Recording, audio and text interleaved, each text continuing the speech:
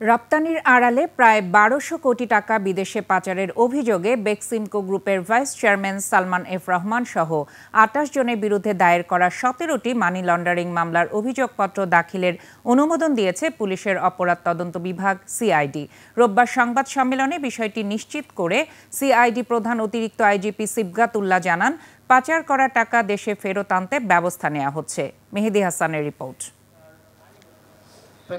রপ্তানি বাণিজ্যের আড়ালে প্রায় ১২০০ কোটি টাকা বিদেশে পাচারের অভিযোগে গত বছর ১৮ সেপ্টেম্বর সালমান এফ রহমান সহ ২৮ জনের বিরুদ্ধে ১৭টি মামলা করে সিআইডি। তদন্তে দেখা যায় বেক্সিমকো গ্রুপের ১৭টি প্রতিষ্ঠান ২০২১ থেকে ২০২৪ সাল পর্যন্ত জনতা ব্যাংকের মাধ্যমে ৯৩টি এলসি বা ঋণপত্রের বিপরীতে পণ্য রপ্তানি করলেও অর্থ দেশে আসেনি।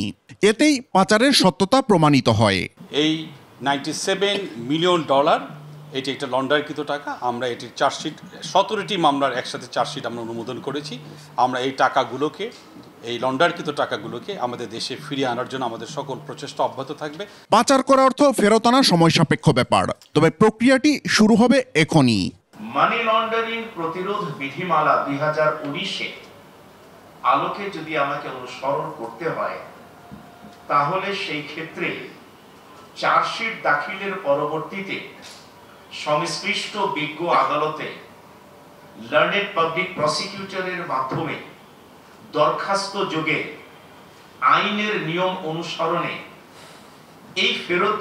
এই পাচারকৃত অর্থ ফেরতের পদক্ষেপ গ্রহণ অবশ্যই করা।